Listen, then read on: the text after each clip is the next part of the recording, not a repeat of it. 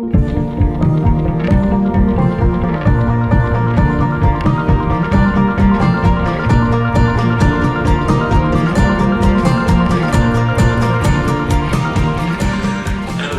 everyone. For some people, we say good morning, like where I am here in Houston at my home headquarters. In Dubai, it's about 4:30 in the afternoon, evening, and around the world. Welcome to Free Talk with MrB. Sameena, all of you. Yes, thank you so much. Good morning and good evening to everyone around the world. We have a very special guest today on Free Talk with MrB, and I'm really excited to introduce her. So let me just read up a little bit of introduction about Zai Miztiq, who is with us. She's also known as the walking and talking miracle, is an author, trainer, fashion model, and a life coach.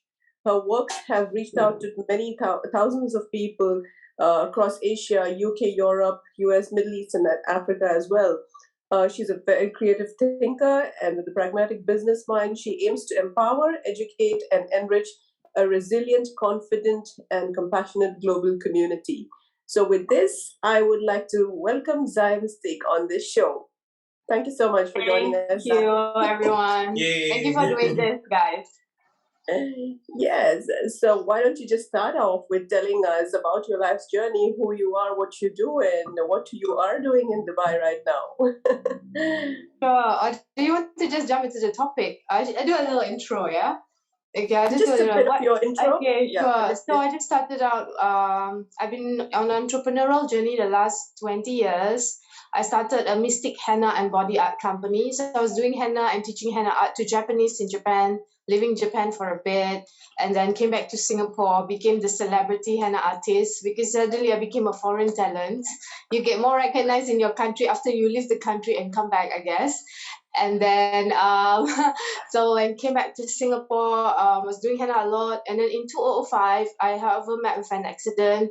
I fractured, dislocated my spine. And doctor said I would never be able to walk anymore. Even, they said, even after the operation, 95% of the chance Zai will not be able to walk anymore. I was in a lot of pain. I'm like, you know what, just put me through the operation and then let's see what happens. But I knew I kept hanging on to faith, and I just kept on to the fact that I have to stay alive because I want to take care of my mother.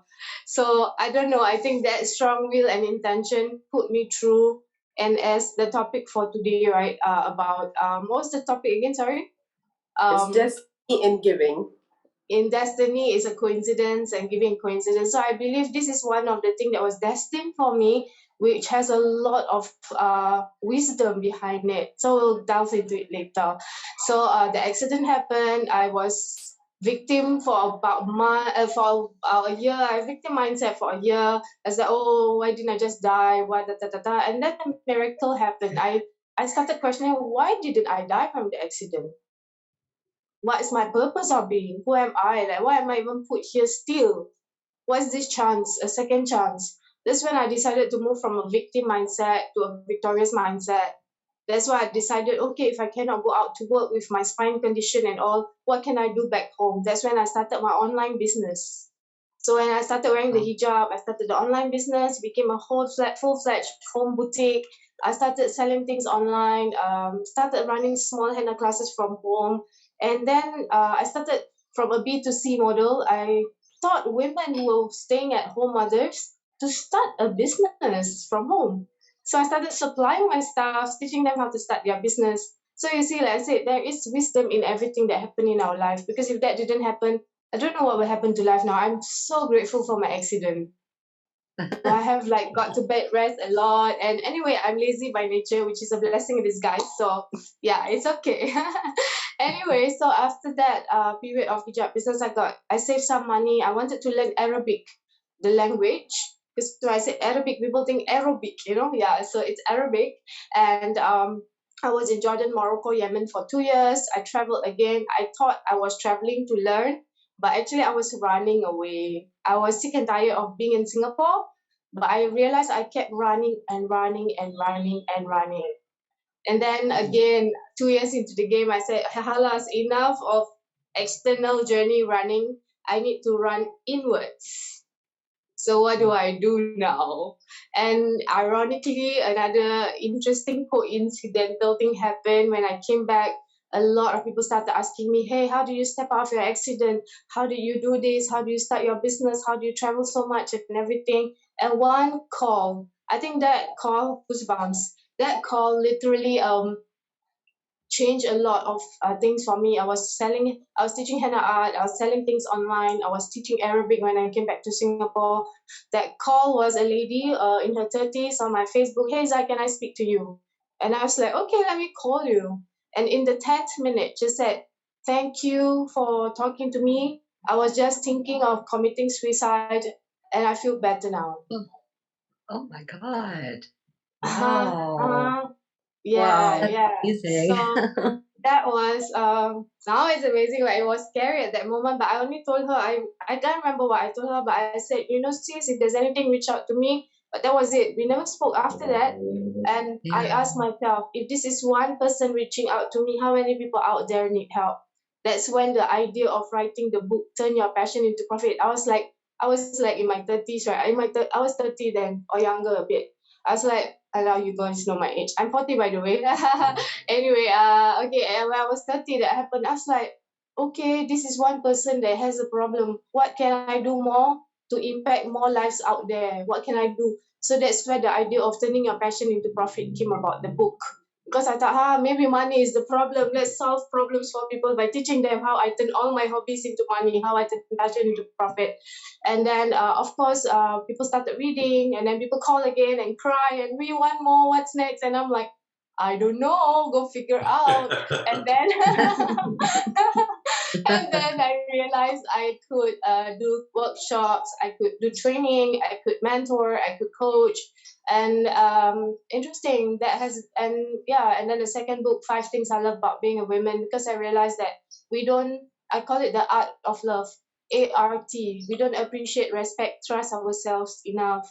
So the book came out, and then now today, after 8 years, I realized as much as I want to advocate for people to go on a step up journey, I want to share this message of #runway to resilience as a fashion model, because some people are not so much into beauty of substance, right? They are too lazy to learn, too lazy to be aware of themselves.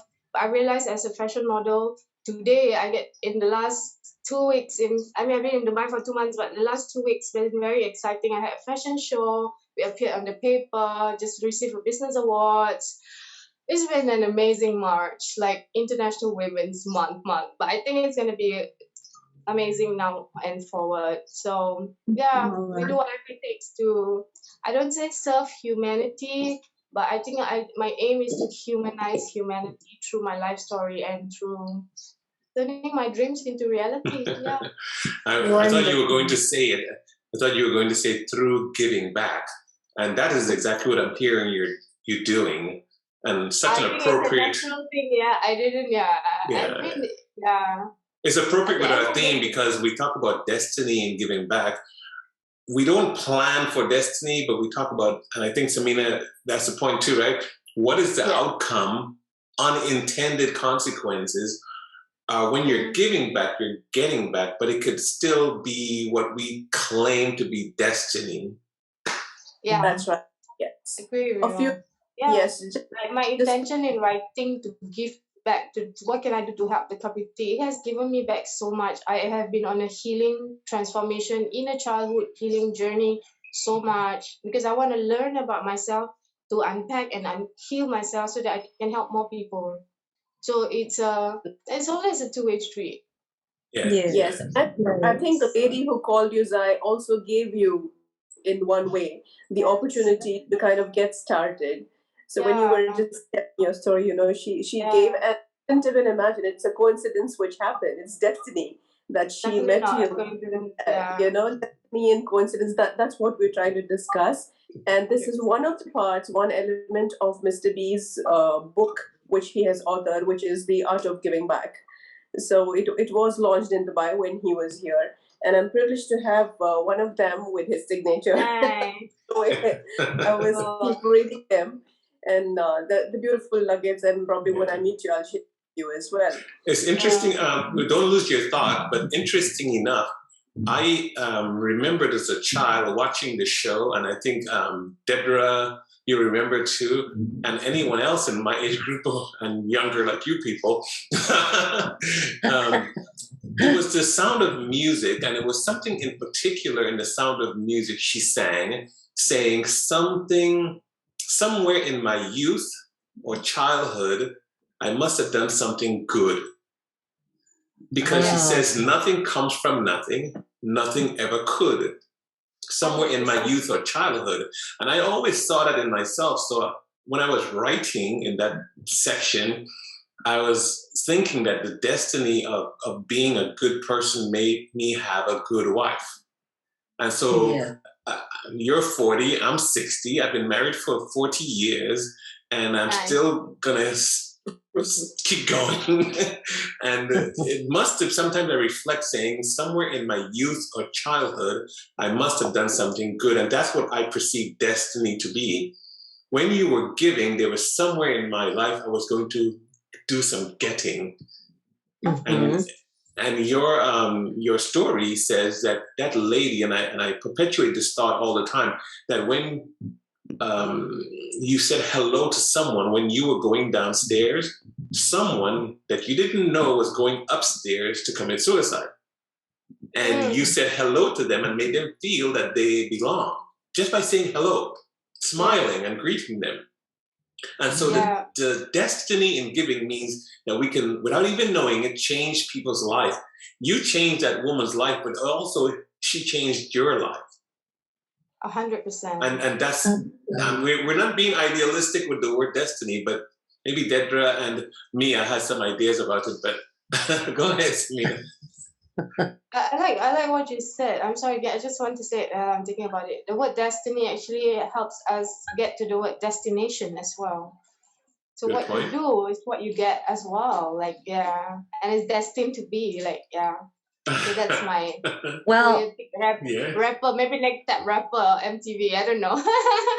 Anyway, Well, if anybody had said anything to me as a child, that anything about the fact that I would one day live in the Middle East and be Muslim and be married to an Arab husband, I would have thought they were insane. I mean, I grew up in small town Alabama where something like that is absolutely unheard of. It's 100% unheard of. Most people there don't even know what a Muslim is, I think. I mean, and their concept of Arabs are firmly shaped by the news and movies, and I mean, I would have never dreamed that this would happen. But I did know somehow, I just knew that I wasn't going to live in Alabama for my whole life. I had a strong feeling. I mean, who went to high school, if you ask anyone who went to high school with me, they'll tell you that I used to say to them, I'm not going to be living here. I'm going to be very far from Alabama. I don't know where, but I'm not going to live here. I knew something was pulling me very, very far away, and it just, and I knew that, there is a hand. I'm just saying the hand, I think the hand of God is there, and you go to where you were meant to go, and you perform the task you were meant to perform in this world. And I never thought that I would have an autistic son either. I mean, when I first started my family with my husband, I remember thinking about it like, oh God, please help me. I don't know if I would ever be able to handle having a child with a disability of any kind, would I have the patience for that, the understanding, because I just, we all wonder, are you too selfish, to have a child like this? I mean, really, if at the end of the day, you have to wonder, am I too selfish to do that? I mean, would I have the patience for it? Would I have the composure for it, to not cry all the time, and be weak about it, but it's amazing what happens when you think that that you can't do that. God shows you that you can, in fact, do that. So that's exactly what I got. And I got a son with autism, and it's amazing how strong you can be when being strong is your only choice. Yes. Really. And by that, I I made Lemonade, the film, and it made a lot of waves and autism awareness, in the Middle East, and we've done a lot of talks about that here, and I think that and I've raised some amazing kids who are going to also go out in the world and do wonderful things, have wonderful values. Let me know how I can support you with the awareness as well while I'm here. I'd love to catch up with you.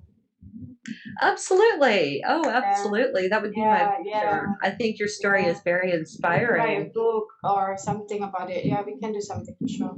We will. Yeah. Oh, absolutely. It would be lovely. I'd love that. I'd see you never know where destiny is going to take you. I mean, you and I might because I'm actually planning to write a book, Parenting in the 21st Century. So resilient, confident parents raise confident, compassionate kids. So it's going to be a book where the voices of parents and children are going to come together.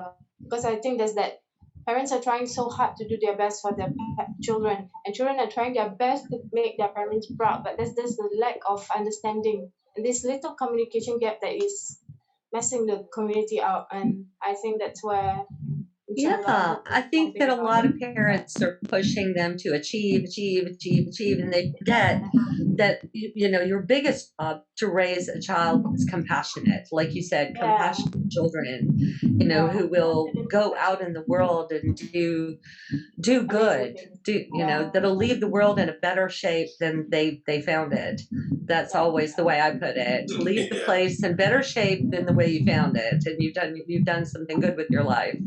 They can give back well. They can give back authentically. It's not because my parents want me to do this. It's giving back authentically, coming from a space of not scarcity, coming from a space of peace, from harmony, from Inshallah, Sameena? So did you meet Mia? Yes, Professor Mia is also with us, and she's doing some amazing work in South Africa. Professor Mia, yes, you knew Zai. So how do you know Zai? And go ahead and give us your perspective. Assalamu alaikum. And hello to everybody. Now, I don't know Zai, but I know of Zai, and she is fantastic, and she's amazing at what she's doing. And I have to commend everything she's saying, because her journey itself is a lesson for many of us. And I just have to say, I love what she's saying, the victim versus the victorious. I love that quote, and I'm going to quote that in my next workshop, so I hope you don't mind. But that's, I relate to her story totally. One is because I myself was crippled for 7.5 months, where I met with an accident, spine was crushed, L2, 3, and 4, and now titanium discs, was told I'm never going to walk again, never going to be a mom, etc., etc. That was when I was thriving in my profession. And there I was in my early 20s, and the world had said, you're not going to be able to do this. And fast forward to today, and I'm walking, and I am a mom. So I really relate to you completely. And a lot of that came from self-growth. And I became me in today's global platform of how I empower women and children, etc., because of that moment of me growing myself through that and becoming different. And I say not in the sense of comparing me being superior, different in the sense of my mind is different, my mindset is different, my look at life is different. I don't believe there's anything as coincidence. Every single point in life and everything you go through is there for a purpose, and we just have to find what that is. But in terms of destiny and giving, I relate so closely to what you said about the lady who called you and how you made the difference to her life spontaneously. And I relate that to when COVID hit us all here in South Africa on lockdown, and we were in stage 5, which means absolutely no-go zones. I was one of those frontliners who went out to do feeding, and I did a feeding in a location here where there's really impoverished children, families, and I had to do the feeding. And fast forward a little bit of time of giving kids masks and teaching people, and what was supposed to be feeding became a waste campaign, because they had to teach people by using masks. And I was just crying in the corner, and for me it was about, well, he just wanted extra food and didn't know how to ask for it for his family. And I just offered the food, and he just carried on crying. And at that point, I didn't realize, well, what is wrong? Do you want to talk to me? Do you want to say what's wrong? Why are you still crying? What can I do? And he was going past our vehicles, going up the road past us towards the park to go and hang himself. Because the day before he had heard his dad say he lost his job, he can't handle a sickly wife because his mom has cancer and there's 3 kids to feed, and he just can't handle it. And this little boy of 12 thought to himself, if he rids himself of being in the world, maybe he can make it easier for his parents. And he, my van and my volunteers and all of us pull up just to go and do the feeding, and it made him a bit curious to pause going to the park. So he stopped there just to see what we were doing.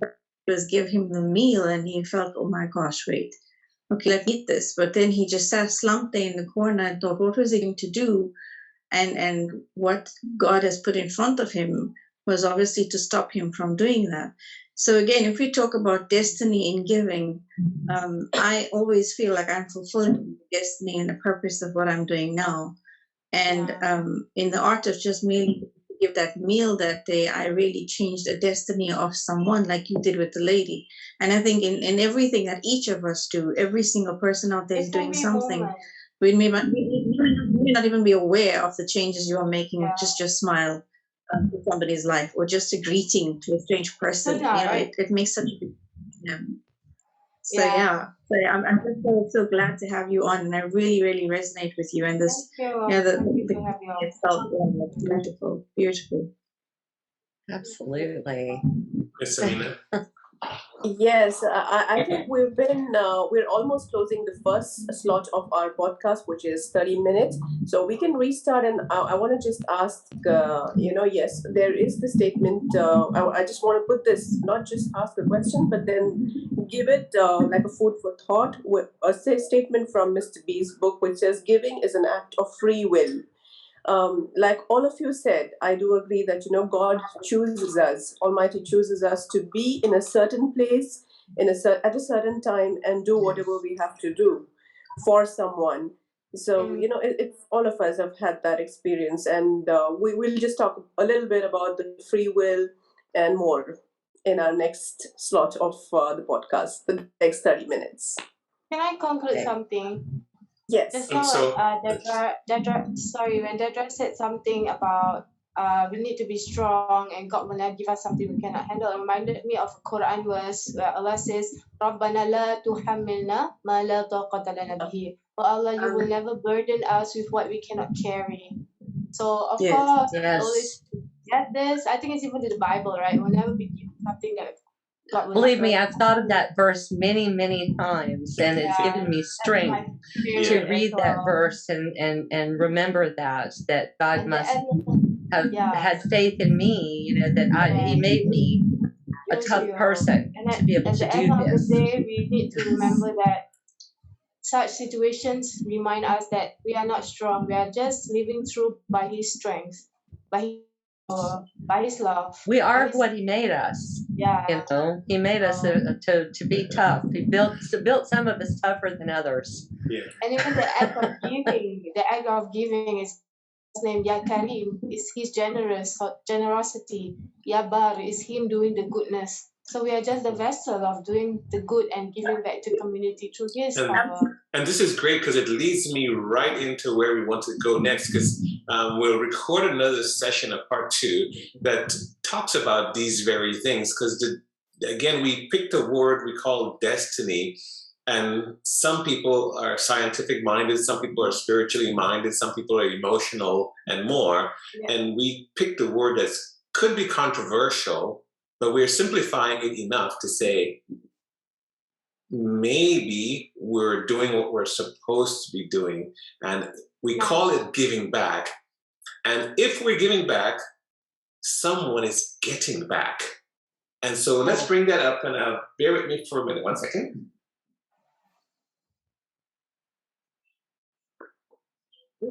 So I'd like to say hello and welcome our audiences and all who are here.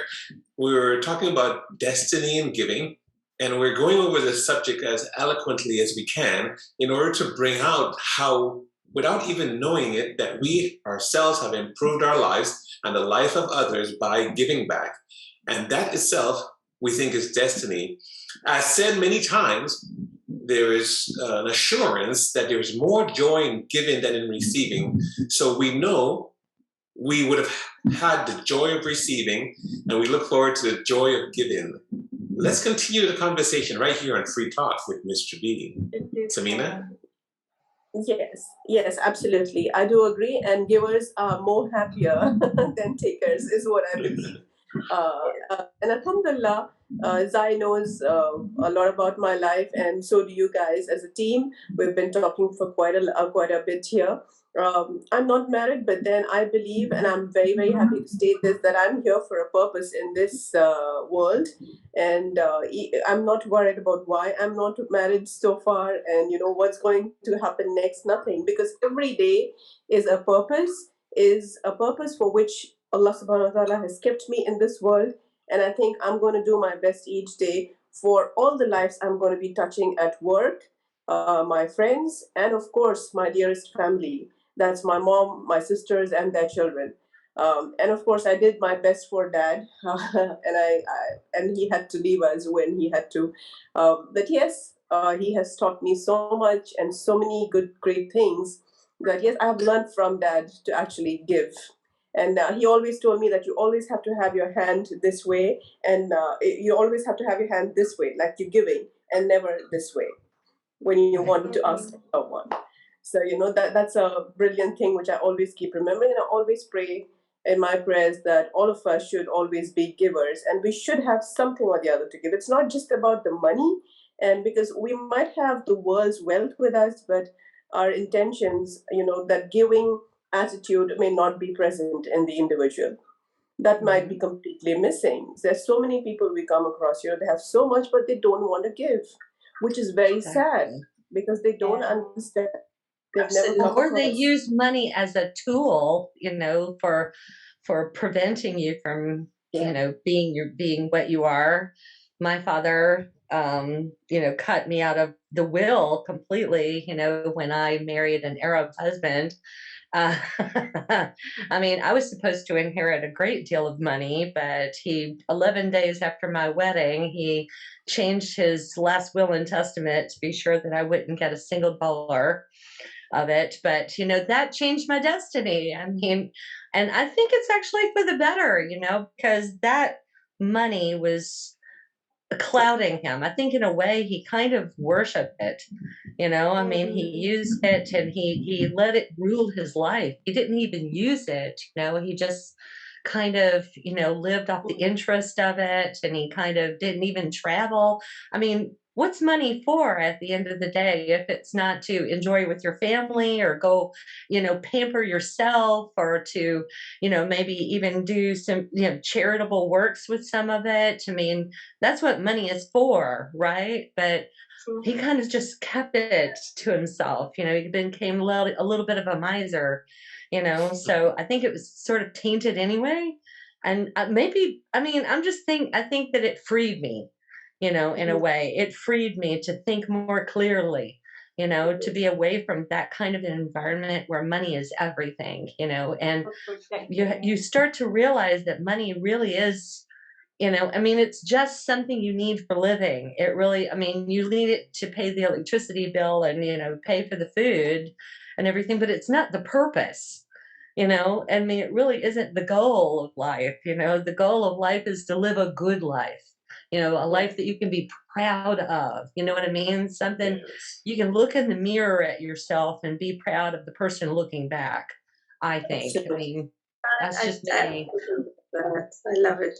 And I love what Sameena said earlier on about her purpose of every day and what she's going to give back for every day. And I just want to add to that quickly. If we honestly know, right, know as in believe within yourself, your every day is your gift. And if you know within yourself that you yourself are your own gift unto yourself, Allah has given you as a gift unto yourself before He's given anything else to you. When you realize your worth in that point, you will realize that you have two other gifts that Allah has given you. And I say Allah to everyone as listening, whoever it is that is your creator, or you go to as your being. He's given you as if yourself, but He's given you two other gifts. One gift of time, the other gift of choice. And I truly choose to do with the time that is your gift is important, because that also determines what you will receive in your destiny. Yes. Right. So I for think me, we're going to get asked sure. about that too. I mean, our choices, right? I mean, one day you'll have to answer for that time. You know, did you waste your time or did you, you know, contribute, you know, to the universe? That whole concept of the gift of time and gift of choice for me is very important when you want to decide, how am I going to give back? How am I going to give to someone in order to determine what you remember? Most of the time, for example, I would be giving, but I wouldn't expect anything to be given back. There's no expectation of a receipt, so to speak. But we keep giving, and yet we don't know that what you are giving is actually promoting what is your destiny. What you are giving back is actually giving back to you in a way that you're never going to know until at some point someone points it out to you. Do you remember 10 years ago I saw you and this is what you did? And be like, I don't know you. Yeah, but you did. I saw you. This is what you did. You know, you don't know when your destiny is going to give back to you what you're giving today. So I'm just saying what we have is the gift of time and gift of choice. Use them wisely while you have that. You know, even when you have the money, the first thing, use your money wisely with the gift of time and choice. Exactly. Know what you want back. And you know, Mr. B himself, moi, kind of on stage, I perpetuate the idea to where I never get to money because it can be misleading when there are so many more gifts like your time and your contribution to the earth, your smile, like holding the door open and the doors of opportunity open are all giving back. When you took the call, Zai, when you took the call from that lady, you could have ignored all of it, but you took the time. Yeah. And taking the time was an impactful way of giving back, because when someone is on their deathbed, what do they? I mean, I'm going to ask all of us this question. What it is you think they wish for? More time. More time. More chances to do more things that they lost the chance to do. Yeah, because they do not think about, they wish they had more money at that point. Yeah, how much was in their bank account? Exactly. They do not. Exactly. I just can't imagine someone was concerned about that at that moment. They wish they had more time.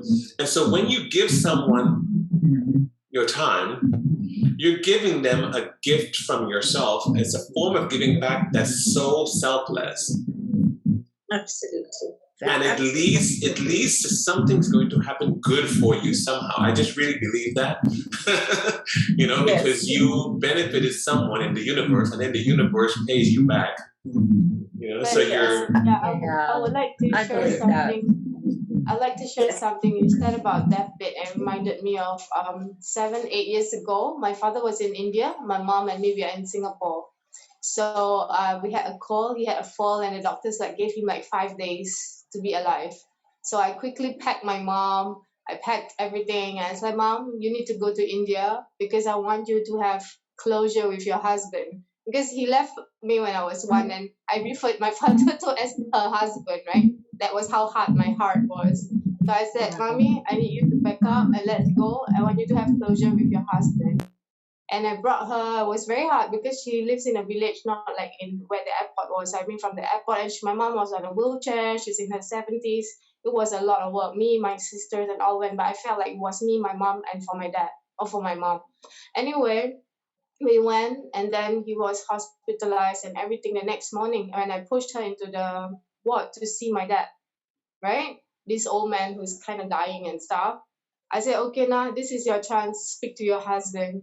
But my father didn't even look at my mom at that time. He actually looked straight at me. He held out his hands and he kissed my hands. And I felt all that anger, all that sadness, all that stories I heard about him go away. I got released of anger, fear, and all. I felt God's love and mercy through my heart and being. So that my intention of giving, because I wanted my mom to have that closure with her husband, was actually a healing moment for me. I felt like a princess to my dad at that time. So just imagine Yeah, That's that so was so sweet. powerful. That was such an amazing healing moment. And of course, it's still work in progress. Daddy issues is not easy, but that was the beginning of something huge. Yeah. That's So, lovely. so yeah, for those of us who are so afraid to give, I mean, as much as we are thinking about giving, we also need to be very mindful. People like us have so much of empathy and we want to just give and save the world, but we need to learn to receive. We are such poor receivers.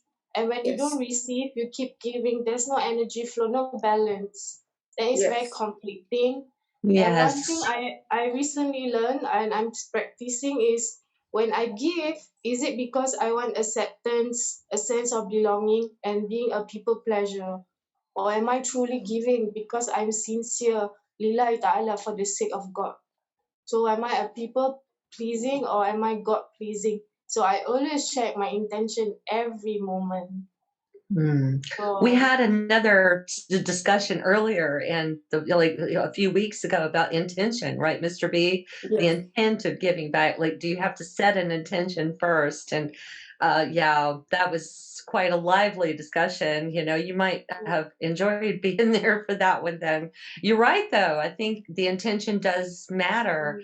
And there is something really wonderful, I think, about just sort of doing a good deed and just having the intention, you're just going to put it out into the universe. No expectations of anything back. You're just putting it out in the universe. You know, if it comes back, it comes back. If it doesn't, it doesn't. Maybe it benefits somebody else. Great. You know, it's all about energy, you know, about the exchange of energy. Like you said, I mean, accepting good energy and giving out good energy, you know, because I personally think it always comes back to you in one form or another, like Professor Mia said, and just, you don't know what will happen, you know, to pay you back for what you put out there. You just, you know, of course, just Absolutely. like send it I out just want there to. and let it go. Yes, absolutely. I just want to add that, while we're all thinking of giving, we need to do it in time because, just the last 2 years when we all went through COVID across the globe, we all have lost near and dear ones. And, at that moment, I think many a times I did feel that, why do we have that money in the bank account? Why do we have this? Why it doesn't make any difference. And the day I lost my dad, nothing mattered to me after that. Nothing was more valuable than him, than my parents. Everything just came to there was a flashback, and I would just think that I wish I could give him this. I wish I could do this for him. I wish I could, but that time was over. I did not have more time with him after that. Likewise, for other people who are lost in COVID, everyone needs to realize, and we just hoped that COVID would teach the world some good things, but I think I see that they have gone backward. Oh yeah, they've gone back, and they're even more, grubby than ever, money grubby. That's what I call it. I'm Southern, so.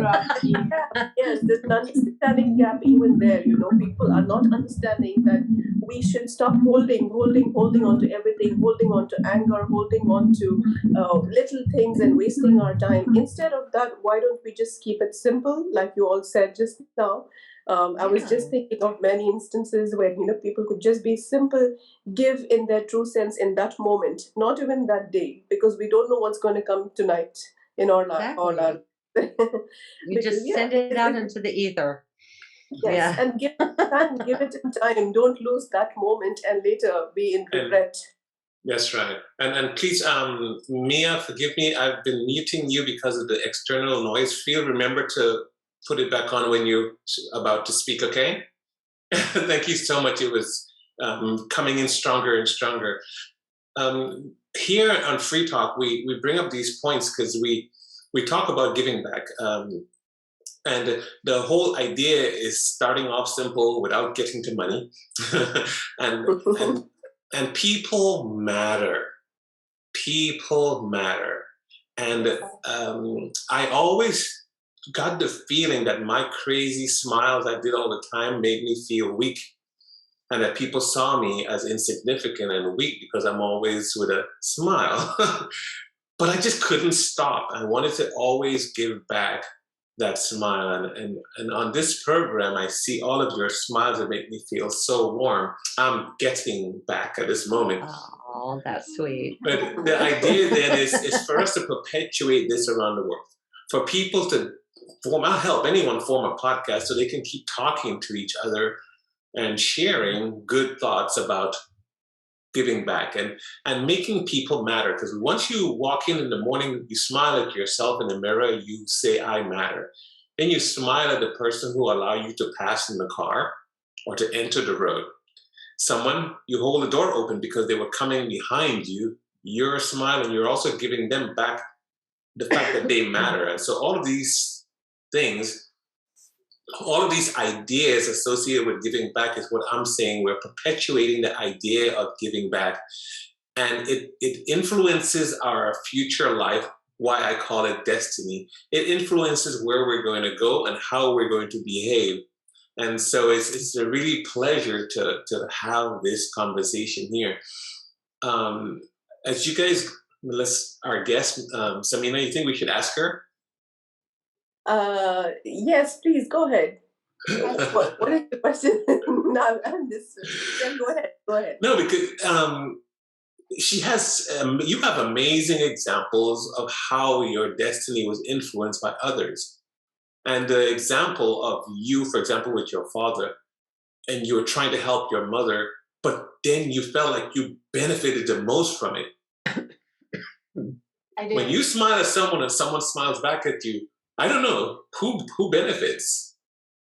And and did you have an example like that? And if you had a habit of holding the door open, have you ever looked back and realized no one was back there? You just checked. How did you feel at that moment, for example, when you did a good deed, but then there was no one there? I have a real life story example for this one. So I was living in Jordan. I was on my own in the school, at a hostel, and I was like alone and I miss family. And suddenly I had a call. A friend said, hey, Zai, you know what? We're going to paint walls in, I can't remember the name of the village. It's overlooking like Palestine. You can see the dead, what's that? Red Sea, not Red Sea. What's the one? The salt. Anyway. Black Sea, I think. Not black. I can't remember anyway. Yeah, anyway, we're going to paint the walls. I'm like, paint walls? Okay, let's go. Then I'm going to pick you up at this time and go. I said, okay, we drove, we went. They wanted to paint walls. And I'm like, I'm not going to paint the wall. I'm going to sit down and just watch. And then suddenly I had an idea. I saw paint brushes and the paint. And I'm like, I can draw henna designs on these walls. So I just took and I'm like, I saw an empty wall and I started painting. I was so happy, like I was in Disneyland. And then the other villagers, another household lady saw me and they started pulling my name. So my name is Zaituna, right? They was like, Zaituna, come. And that's what kept pulling me. I started painting and then they had all these little kids coming after me. And I'm like, all I wanted to do was just go and watch them. But when I started doing one painting, one henna paint on one wall, and then when I was at the end of the day, all of us, there was like 5 of us in the car, we were like, we thought we were going to do something for the villagers, but we were all so happy. Like a friend from Puerto Rico, from Canada, me from Singapore, everyone from different countries, different backgrounds. We were so happy. And I'm like, who just did free works for whom? It's like, they just helped us. Yeah. So Yes. this is, real. And that's my example, because many times we give back, we're actually getting more than we're giving. And that joy that comes to us just falls into place. And for me, in the book, I was saying, I think a lot of the things I did got me a good wife. So I called it destiny. Or I had 2 sons and I called it destiny, and have my 2 grandsons. And so something must have went well. When things does not go well, I don't try to connect it to what I did or didn't do, but I sure look forward to the things that go well. Yes. On that, I have a question for all of you. Sorry to go first. Yes, I was just trying to relate to what Mr. B just said.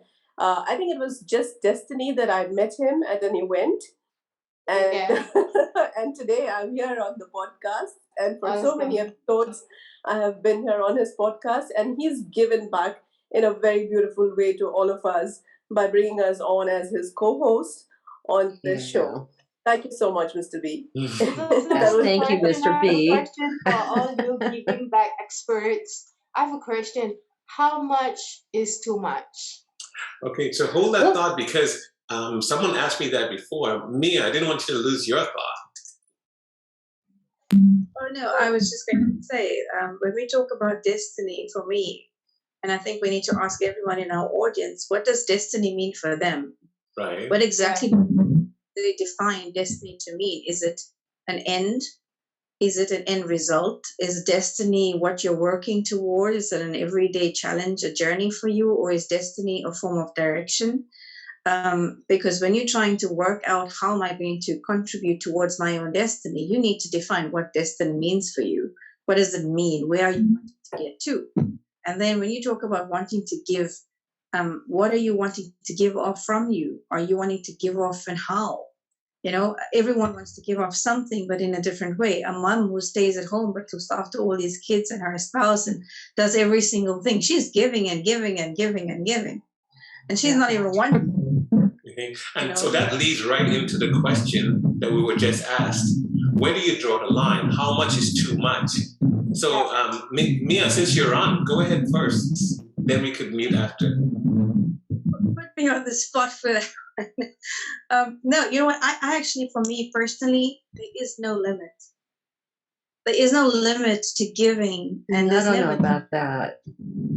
Because the more I learn, the more, and I'm a lifelong learner. I don't care how many certificates there are, how many, whatever, that doesn't define me. What I give back and what's the worth of the certificates is determined by what I'm giving back to people. And I think the more I learn about people, the more I learn about what's needed in the world, the more I learn what I can give, and I keep learning so I can give more. The more I'm going to have to be able to give out. So there's never going to be much in my book for me personally. I don't know. I may just disagree with you there a little bit, Professor Mia. I'm so sorry, but I mean, as somebody who's raised 4 kids, you know, to adulthood, and you know, what I do is I'm a writer, and I creative writing coach, and well, for one thing, you know, raising 4 kids takes a lot out of a person. And I was a stay-at-home mother for the most part, you know, other than my writing. And, you know, the little bit that I make here and there doing creative writing coaching.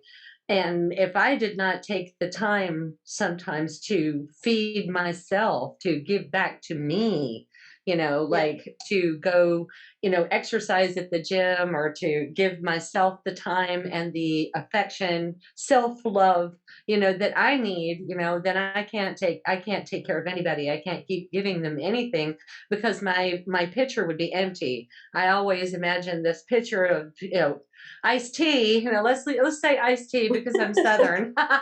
You know, I mean, I'm pouring the iced tea into everybody's glasses, but if I don't take the time to fill the pitcher back up, it's going to be empty. You know, yes. So, and also, you know, from a professional standpoint, you know, being a writer, I cannot tell you how many times people try to take advantage, you know, and try to get you to do, you know, creative pursuits for free. You know, I mean, for the exposure, quote unquote, you know, which is great when it's a good cause.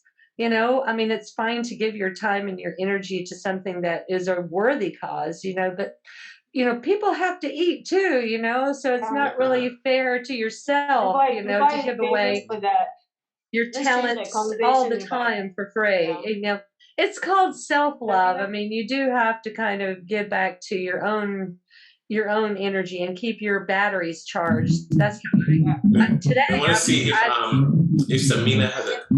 I'm sorry. Definitely, I definitely do it. So it's not much of a disagreement, so to speak, Dedra. I love you saying that. That's why I gotta keep teaching and learning. I'm gonna have to fill my cup in order to be able to share what's in it. You gotta. You just very well gotta. said. I wanted to catch Sameena too. I'm sorry. No, Mr. B first.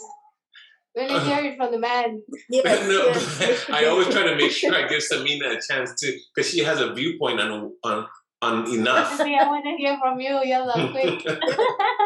Okay, so then I will do just that then.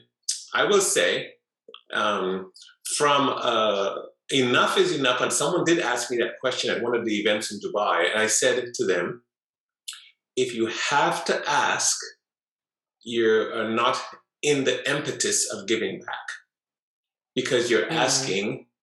And so my question would have been, well, what was your reason or rationale for giving back? So enough is enough. But I must admit that there are reasons to have limitations, especially on what you're giving back. Now, giving back, and especially me, I'm talking about renewable energy giving back, because if I smile once, I can smile again, and I'm never running out of smiles. So there's no limit to my smiles.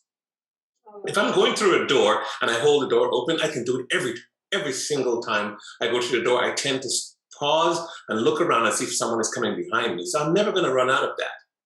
But if I was giving some of my time and I was robbing my wife of all of the time to give it to someone else, that would be inappropriate, because you're going against the grain of the universe by saying, I'm going to rob my household and give it to my neighbor. And it's the way you find areas for limitation. Same thing with resources or financial resources. And so each person, just like we said, each person must decide how they feel about things or how they view things. Each person is so individual, they must decide honestly within themselves how much they're giving back, what they're giving back, and where they must stop. Because there's there are scriptures in the Quran, in the Bible, and elsewhere, or even in life, that says if you're lying to yourself about what you're giving, then who are you lying to? A person who is getting, or just to yourself? We must be honest with ourselves and draw the line, you know, and draw the line in your own appropriateness of lines. Sameena? She thought she was going to get off the hook. Okay, I have a few perspectives here. One, I want to say that, yes, giving my time, giving my smile, or giving just, hearing out someone doesn't run me out of it. And I do have this natural instinct to help people when they are in trouble, which puts me in trouble at times. Yes, then. So yes, when it comes to money, yes, I've helped a lot of people, and though it was not like I was just giving it to them. It was the need I saw at that time. I didn't see how much and should I give it. I just saw the need of the person at that time, because if I didn't give that person that money at that time, maybe he or she or their family did not have anything to eat, and I'm sitting here in a nice home on a sofa, having my 3 times of my meal and everything, alhamdulillah. That was my acknowledgement of what God has given to me. And I thought, okay, fine. I just need to give a little to this family so that it will help them. Maybe I'm not helping them every day. I'm not going to give them every day. But that moment was the need, without which maybe it would have been worse for them. And I feel accountable. I feel responsible at that time to give. And yes, when it comes to money or giving back, we also need to give back to ourselves. Like all of you said, we have to ensure that we stop at some point. And the person giving it also should acknowledge that very well and not expect it every time out of us or the person who's giving. Yes, he or she also, every individual needs to acknowledge and say, wow, this human being is helping me. This human being is giving me. Yes, maybe that person is also giving in their own way to someone. But how much of it is good to receive? That also is up to us. Mm-hmm. Yes. Did we answer your question, Zai? Yes. You want to ask me the question? No, I want to make sure we answered your question, because it helps the audience all around the world reason on it too.